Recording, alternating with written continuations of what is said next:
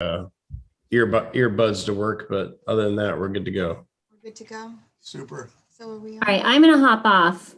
Okay, well, let us know when we're live. Great. Welcome to the green room, everybody. Our Friday afternoon special, and special because we have a very honored guest today. Congressman Greg Steube, our congressman here. Right, for the 17th district. And just to give a little background to some of our listeners, we do have a national listening pool. So Representative Steube represents a large district in Florida. He covers several counties. He's a fifth generation Floridian, went to University of Florida. It was a JAG, served in the U.S. Army in Iraq, and now he is our congressman. And so today we're really honored to have him speak about veterans issues and medical marijuana in particular. And Representative Steube has introduced several bills into Congress over the last couple of years as protective measures for the veterans and to give them more security for having medical marijuana. So Representative Steube, I'm going to give you the floor a little bit to talk about some of the bills that you did introduce to Congress. Yeah, thanks for having me. And after I kind of go through that, feel free, we can ask questions and go whatever direction you want to go as it relates to these issues. So I'm a military veteran, and one of the challenges, I'm also disabled. And one of the challenges that a lot of veterans who are disabled that we're facing in the state of Florida was the fact that we have a state approved ballot initiative medicinal marijuana program. So they're able to utilize a medicinal marijuana program through a state approved legal process in the state of Florida. Yet under federal guidelines, marijuana is still a Schedule I drug and is illegal as far as the feds are concerned. So the challenges that I was hearing from a lot of veterans in Venice and all across my district, and I think you're seeing this in the country with states that have legalized medicinal marijuana and also have veteran facilities at. The challenge is these veterans who take part in the medicinal marijuana program at the state is being told, and has been in the past, that they may lose their veteran benefits if they test positive for marijuana. So one of the challenges that we face is you have states like Florida, and I can't remember how many other states, I think it's like 20 something other states that have some medicinal marijuana approved programs. So the challenge has been these veterans are afraid they're going to lose their benefits, one, or two, they've actually been told by VA when they go that if you partake in a medicinal marijuana program, you are going to lose your benefits.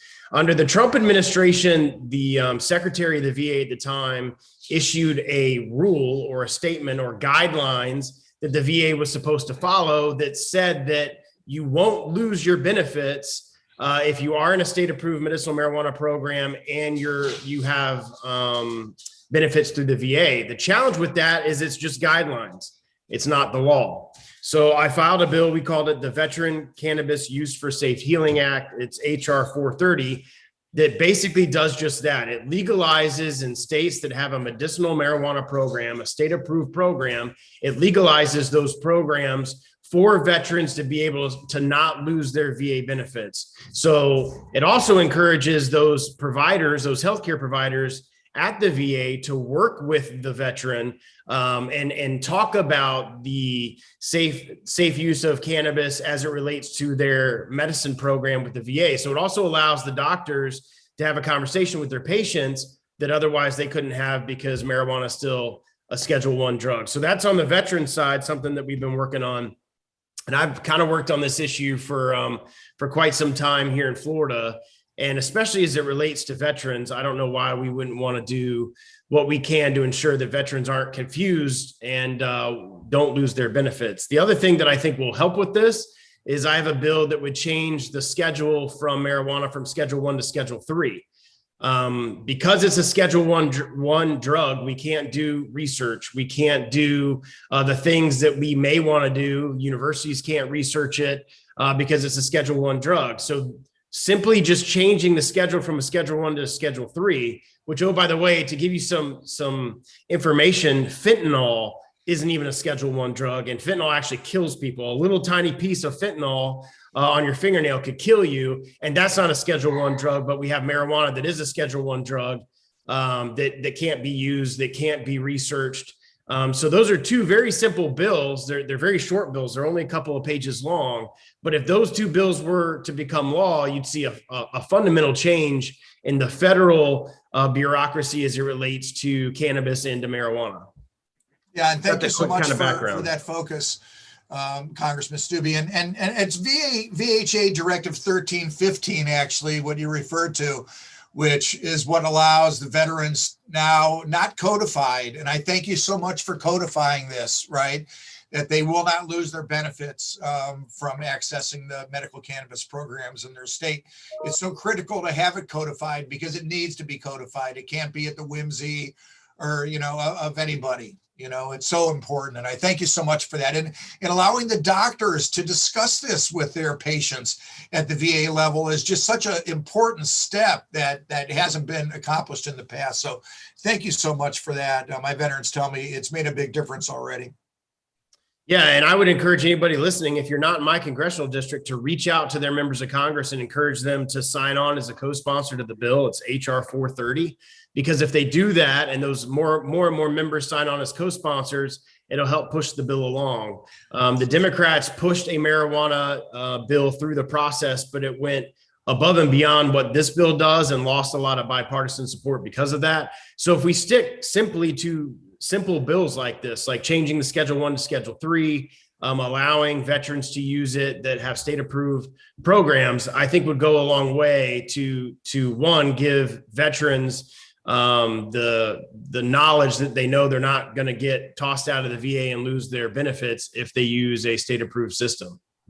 Greg, do you foresee, like, if you go from a Schedule 1 to a Schedule 3, if you go that route, do you think eventually it'll be like a covered benefit, or even because some of the veterans are complaining, some of them go to private insurances, they don't necessarily all go through the VA, and then it comes into an expense, and a lot of the vets are really struck hard up for money in many cases, and we do offer veteran discounts, and we try to accommodate the vets that have issues paying. And it's a problem, I think, for a lot of providers. Not a problem, but it's something that we would like as a solution to have some capability of having it reimbursed, because medical cannabis is not cheap in any state. And you want to make sure they're getting high quality product, because in many cases it's for PTSD. And so in a lot of times it's preventing a lot of veterans from becoming suicidal. And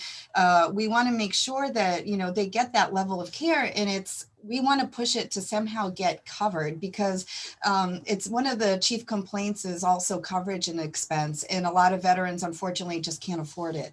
So I was wondering if there's something maybe in the future that you could do or foresee as far as getting reimbursement for medical cannabis visits and medical cannabis itself as a medicine for the patients. Well, in Florida, it is considered medicine. So other states have done it differently, but in Florida, it's considered medicine. It's regulated like medicine. So in Florida, I wouldn't see why you wouldn't be able to, just like any other medicine or prescription that you would get.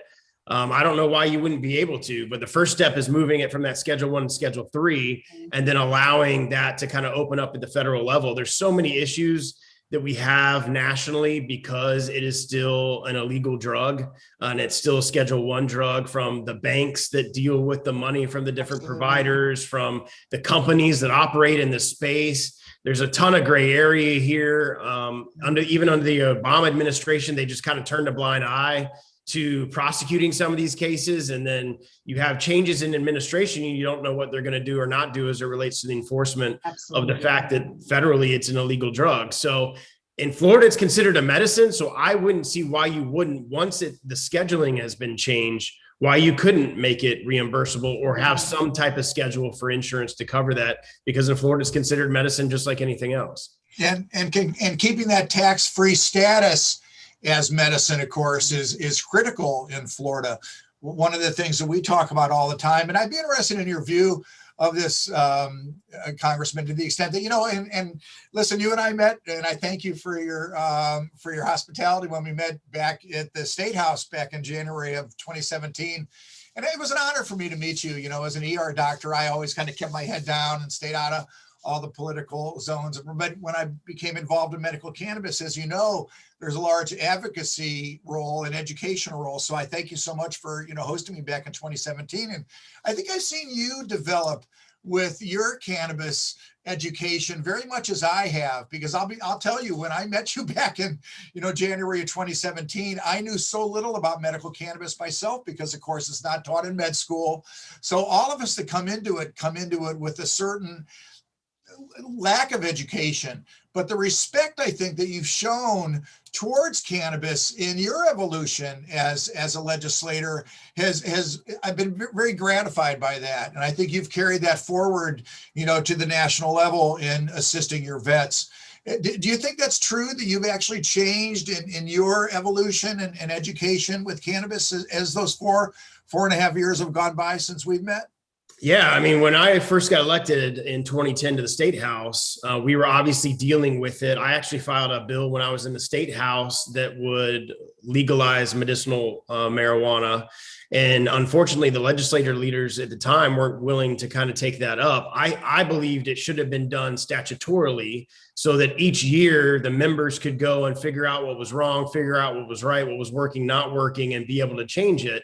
And I tried to encourage the leadership, the Republican leadership, to try to take that on, and they refused to do it. And then we ended up with a ballot initiative, and now you have it in the Constitution, which makes it much more difficult for local governments to decide how they're going to deal with it, where they're going to put different places, and makes it much more challenging legally than just putting in the statute. So, but I will say that my views on it have changed. When I was in the state legislature and they were talking about bills and trying to bring bills forward, when you meet with the mothers of folks when you meet with the mothers who have children that have epilepsy or some of these other health conditions, that the only thing that worked for their child was the CBD oil or the medicinal marijuana that they were flying all the way to Colorado or other states to get. And you watch videos of prior to them getting medicinal cannabis or CBD oil, they would have, 3 or 4 seizures a day. And then they've gone to maybe having 1 seizure in 6 months. A huge change in the difference of the life of those kids that are afflicted by some of these diseases. So it certainly changed my opinion of and being more open to the possibilities that we could do with medicinal cannabis. And then when it passed as a ballot initiative years ago, then the legislature was forced to deal with it. I think I was either in the late House or Senate at that point in time. But my views on it definitely has changed. I think it has shown, especially in the PTSD mental health veteran space, to be something that has benefited vets. And again, if you talk to them and they'll tell you, they had PTSD, they had issues, and they got on a medicinal cannabis and they're not having those issues anymore. It's pretty impactful to a guy like me to see that has had a very positive impact in the lives of individuals. It's lowering the suicides that we're seeing. It's lowering the impacts that we're seeing in our veteran community. And quite frankly, anything that we can do to help our veterans who have been in a deployed environment and seen some of the things and gone through some of the things that they've gone through, if this is something that helps them, I'm all for it. Excellent. I have another kind of a switch and change of subject. It's still along the lines of cannabis and use, and it may be more of a Florida legislature issue than maybe even a federal, but I would like to see it on a federal level too. And that is cannabis and concealed weapons. I have a concealed weapons permit myself. If you get a medical marijuana card, you lose that concealed weapons status and you can't go in and purchase a weapon if you wanted to. So I wanted to know if there's any kind of movement towards protection for people who have a concealed weapons permit and want to carry and still be able to have a marijuana card, because it's something that's probably one of the #1 issues in our practice. Yeah, Greg, believe it or not, it's the most frequently asked question, and one of the things that keeps the most citizens of Florida from getting their cards, and surely veterans of Florida from getting them, and other states too. So it would be nice to have it on a. And I know there is the Graham Act, House Resolution 2830, correct, by your colleague Representative Young from Arkansas, that is addressing this issue. Yeah, I'll have to take a look at that at the federal level. The concealed carry permit statute for Florida is completely state. So your viewers would have to reach out to their state house and state senators. I would think that would be an issue that they would want to look at and take up. I was a big proponent of the Second Amendment and broadening what we could do in the concealed carry space but federally, there's nothing we can do to impact the state concealed carry permit statute. So I would encourage you guys and people that are watching to reach out to their state house and state senators. Yeah, Representative Young, I guess, is, once again, it's House Resolution 2830, the Graham Act, and he's got two Republicans co-sponsors as well, which is interesting. And they're trying to take out that wording from the concealed carry permit, essentially, Greg, to remove marijuana as one of those substances that would be precluded. Well, one other thing that I wanted to ask you about, and just to kind of bring it up in an important manner, is the job protections and the licensure issues, I think, that for veterans, of course, and for all citizens still remains really a hang up. And I think as we go forward nationally with however legal adult use reforms come down and what timing that is, a speculative, of course, but I think ultimately there will be legal adult use about the country. And as we know, many states have it already, and the medical programs. But without job protections, right, and licensure protections, really the legalization aspect or the holding of a medical card is meaningless because your job is still at risk. Any thoughts or visions of how that can be taken care of as time goes by? And especially in light of what Amazon just announced, that they're no longer going to be doing, drug testing for marijuana on their own employees. So do you see that going forward? It's going to be more of a national movement to kind of start eliminating that and adding job protection? Well, I think to get something like that passed at anything to get passed at the national level is incredibly difficult. Even right now, where the Democrats have the White House, the Democrats have the Senate, the Democrats have the House, they're having challenges passing the things that they want to pass because they need 60 votes to get anything done in the Senate. So I would focus something like that on the state level, because there's nothing that's preventing the state of Florida from enacting those type of guidelines. That's typically a state issue. Those type of issues are typically governed at the state. Now, the feds could get involved, but even if you put a bill like that, I don't know if a bill like that would get 60 votes in the Senate today. So I haven't seen. I'll look at this legislation and see what it is and see if it's something I'm willing to sign on to. But it would be much easier, much more flexible, much faster if people did it at the state level. We just got done with the session here in Florida, but they'll kick back up in the fall, and then they'll have their session in January, and they can get things done and passed a heck of a lot quicker typically than we do up in Washington. What type of things do you think that we can do, Congressman Steube, to change the perception of other members who maybe have not been able to come along as you have? Because, and I know you talk about it, it is the patient stories, right? I think that impacts people the most. And, I think a lot of people are anti-cannabis as medicine until it impacts you as a family member, or one of your family members, of course, has cancer, seizure disorder. Do you think it's those patient stories that really make the most impact, or is there science or research? Can we doctors make a difference at this point? How do you really view the best way of kind of bringing those forward that really haven't accepted cannabis yet as medicine? Yeah, I think all of that. The most impactful for me was watching those videos of those children that were having multiple seizures a day and went to bed. And you could even see it. You could see them, the difference in their eyes and in their faces and the way that they behaved once they got on it on a regular basis. And hearing the stories from the families and the parents of these kids who described, look, I can't get it here, so I have to fly once every 3 months. Because I think at the time, this was years ago, I think at the time they could only get like a 90-day supply of what they needed to get in, say, Colorado, and then had to fly back. So every 3 months they were flying to and from Colorado. That was very impactful to me.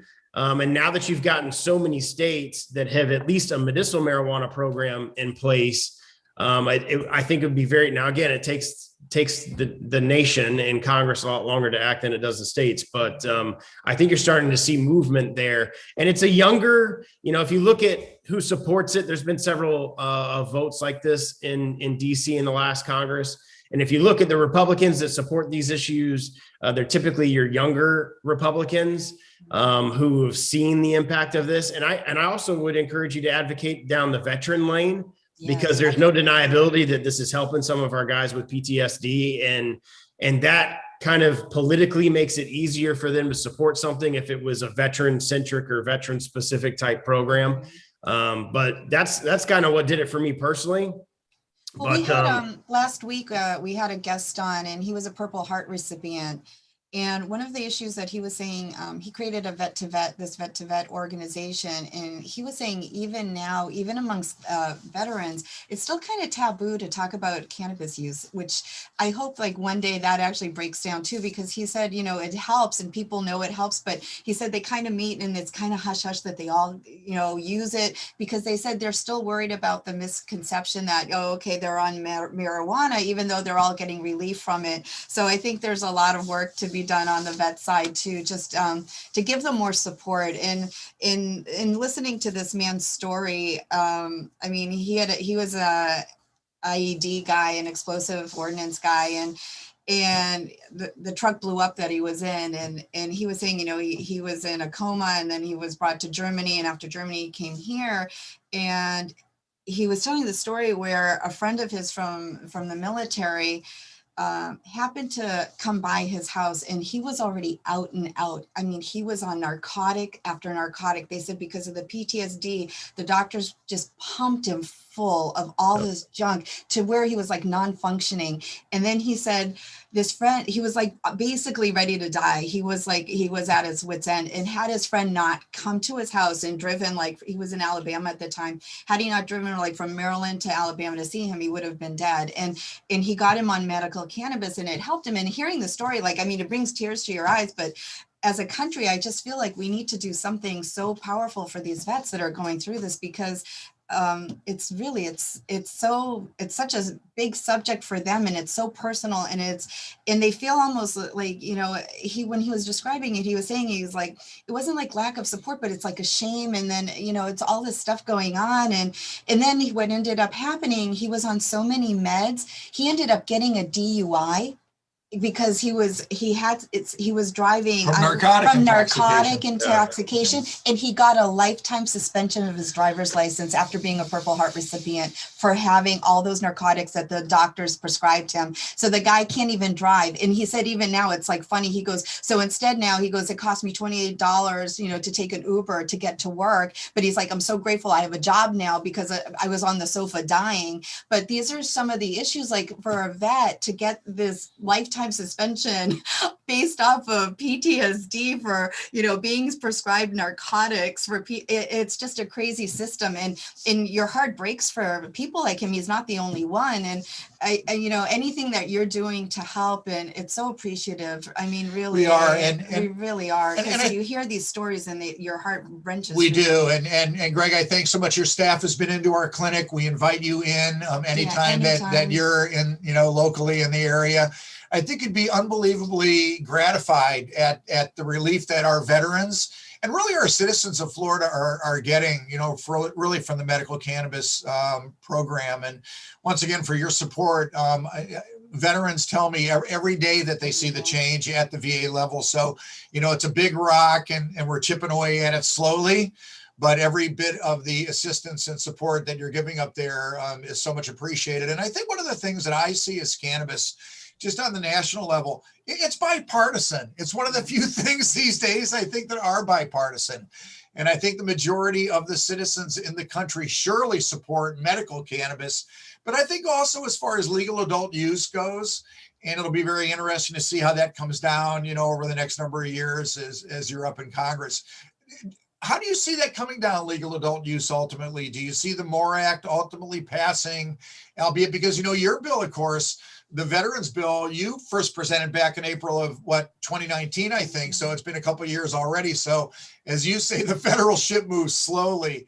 How do you vision what's going to happen ultimately with legal adult use in this country? Well, and what's frustrating as a member of Congress, if these two bills that I described in the beginning were on the floor for a vote next week, both of them would pass with overwhelming bipartisan support. There'd probably be only like 40 or 50 no votes on the two bills that we talked about, letting veterans use cannabis in states that have a state-approved medicinal marijuana program, and just moving it from a Schedule I to a Schedule III. And that would make the change of the veterans feeling like, you know, it's shame. It's because it's illegal technically still at the federal level. So if you just move that schedule from 1 to 3, and it's such a simple bill.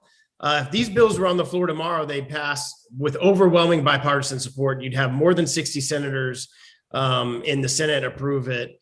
And what you could do, and I think you could get a lot of very strong conservatives and states' rights individuals like myself, that if there was a bill that allowed the states to decide, so not legalized it for the nation, but allowed the states to decide it, moved it from a Schedule 1 to Schedule 3, you'd have a lot of strong conservatives like myself support it because of the states' rights argument under the Constitution. And then you'd have most Democrats who support that issue support it. So if those type of bills were brought to the floor, you would see them pass. The one cannabis bill that was brought to the floor this Congress did way more than these issues. It went into people that had gotten convicted of marijuana crimes, all the way back. It was retroactive. It would allow those people to get out of prison. It would give them clear their records, and that just took on way too many issues.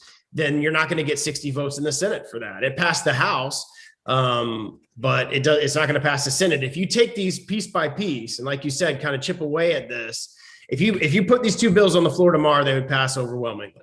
So just address it in issues where you can. And just by moving it from Schedule 1 to Schedule 3, you'd see an incredible impact in the country on that, because no longer is it a Schedule 1 drug and it's illegal. And then the VA would be able to speak to their veterans about it. There's a lot of things that would happen just by that simple change. Sure. And just from the advocate side, I just have to tell you that we advocates fear a move to Schedule 3, because then it puts it still firmly in control of pharma. Pharma has disappointed us, right?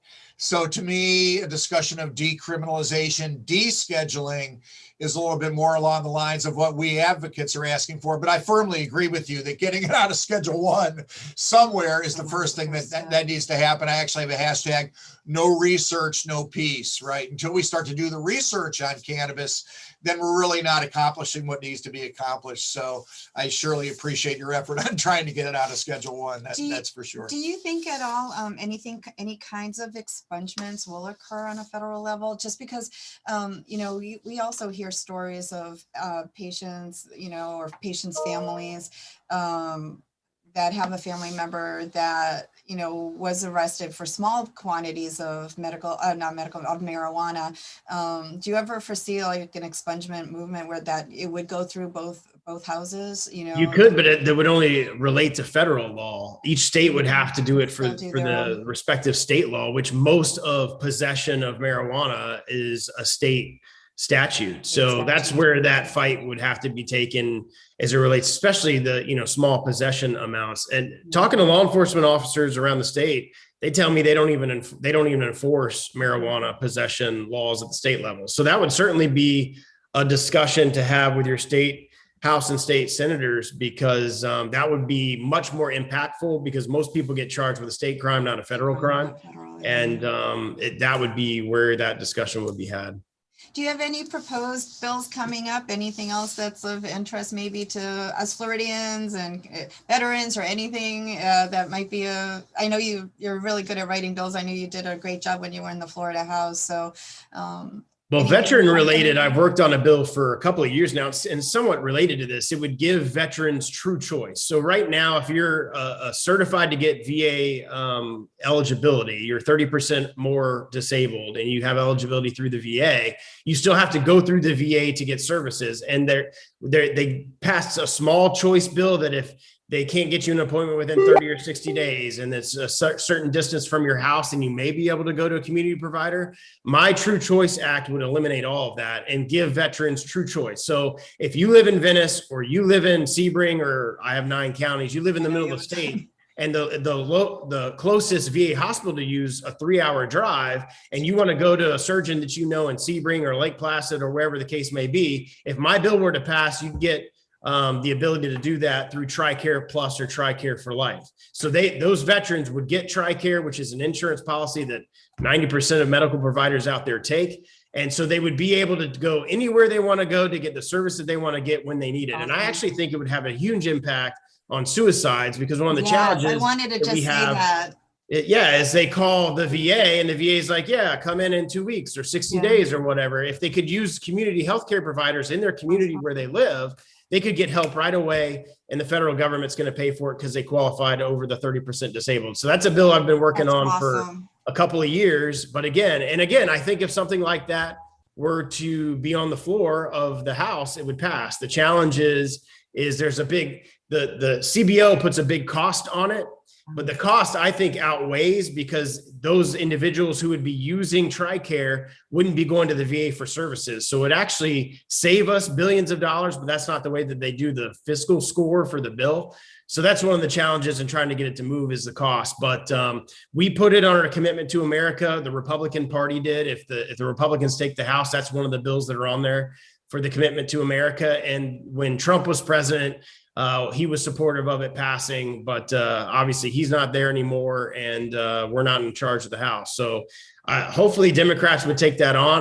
To me, it just makes common sense why we want to say that should be a nonpartisan bill. I mean, well, it gives you true choice. So if you're a veteran that likes going to the VA and it's good for you, and you have a big hospital that's close to your house, then knock yourself out. You can still utilize that service.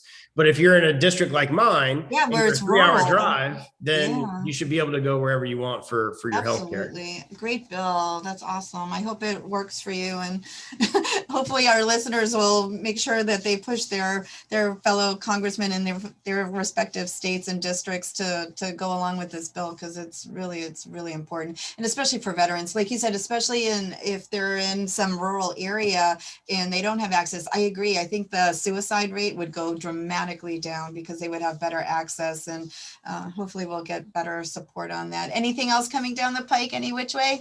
No, other than I'll be back up there in a couple of weeks, so we'll see what's on the agenda. We don't get much notice as to what we're doing till like a week before. Well, listen, we're so appreciative and honored for you coming in to the green room. Thanks for having me. Yeah. For sure. And listen, as you know, when you're back in the district, please come pay us a visit. It'd be an honor to show you really what medical cannabis looks like, here in Florida, of course, and everywhere in the country. And just once again, keep doing what you're doing up there for our veterans. They tell us every day that we're starting to see a difference, and it's so impactful. Cool. Well, thank you for having me, and great to see you. Thank you, and take care. Have well. a great Stay healthy. weekend. Thank you. Thanks everyone for tuning in, and we'll see you next week on our regular Thursday Green Room.